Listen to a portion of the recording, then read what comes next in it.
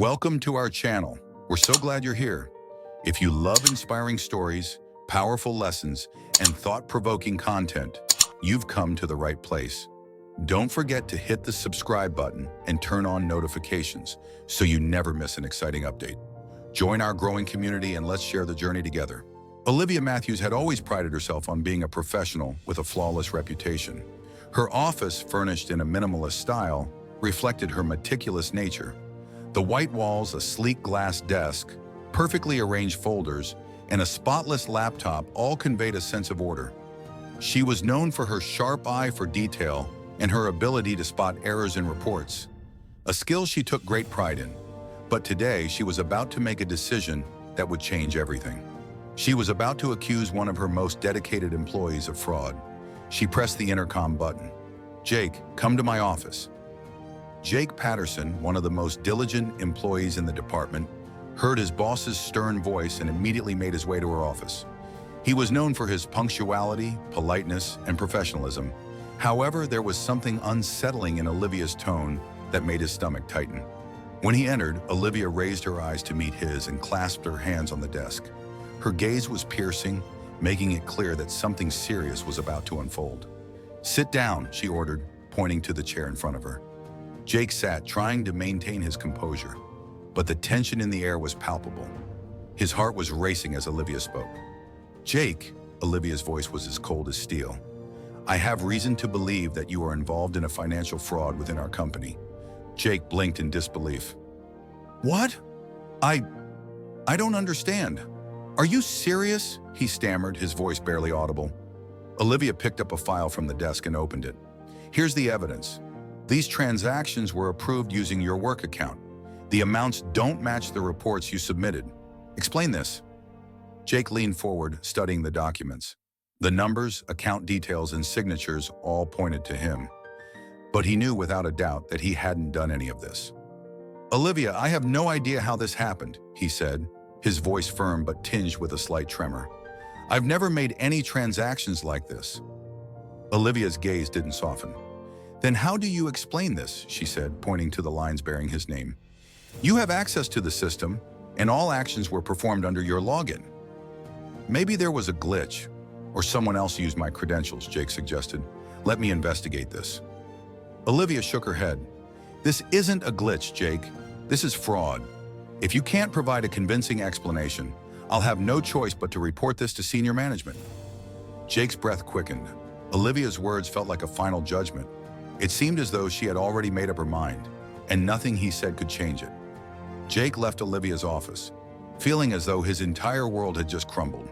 His colleagues glanced at him with curiosity and suspicion as he returned to his desk. His mind raced, trying to figure out who could have framed him and why. Most importantly, how could he prove his innocence? Meanwhile, Olivia sat in her office, confident that she had made the right call. She was certain that the investigation would confirm her suspicions. But what she didn't know was that she, too, was about to be caught in the web of deception. The next morning, whispers filled the office. Employees exchanged glances and murmured about Jake's alleged involvement in the fraud. The topic dominated the break room discussions. Olivia, however, remained calm. She had already set up a meeting with Brian Wells, the head of the company's internal audit department. She had known Brian for years, and his meticulous nature made her confident that he would confirm her suspicions. When Brian entered her office, he looked focused, holding a thick folder of documents. Olivia gestured for him to sit down across from her. "Good morning, Brian. I trust you've reviewed the materials," Olivia began confidently. "Good morning, Olivia," Brian replied, spreading the folder on the desk. "Yes, I've gone through everything, but there are a few points that need clarification." Olivia frowned. She expected a straightforward confirmation of her conclusions, not additional questions.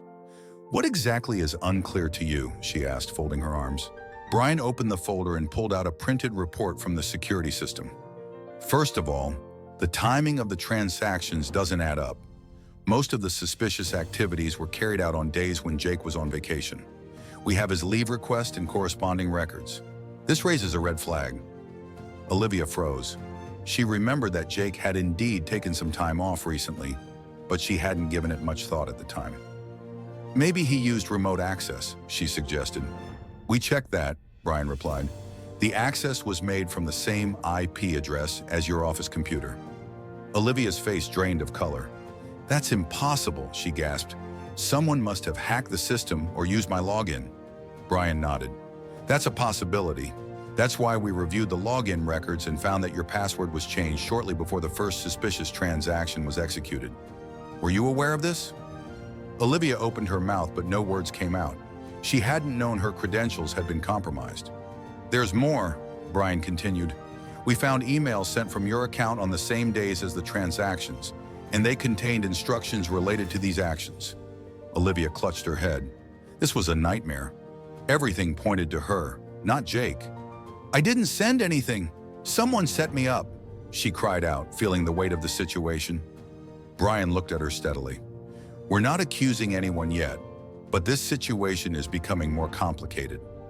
Now it's not just Jake under suspicion. We have to remain objective." Just then, there was a knock on the door. It was Jake. He walked in, calm but determined, and placed a flash drive on Olivia's desk. "I've gathered the data that could clear my name," he said quietly. Olivia looked up, her expression unreadable. Brian gestured for Jake to continue. Jake inserted the flash drive into the laptop, and within moments he began explaining. "On the day the first suspicious transaction took place, I was on vacation," Jake said, his voice steady. "Additionally, I found that access to my account was made through the office network, but not from my computer. Here's the proof." Brian quickly plugged the flash drive into his own laptop, scanning the files in silence. After a few minutes, he nodded. "This confirms what we found. Jake, you are cleared of suspicion." Olivia sat in stunned silence, her face draining of color. Her entire case had just collapsed. It was no longer Jake who was under suspicion, but her. Brian stood up, gathering the papers. "We'll continue the investigation, but for now, Jake is cleared.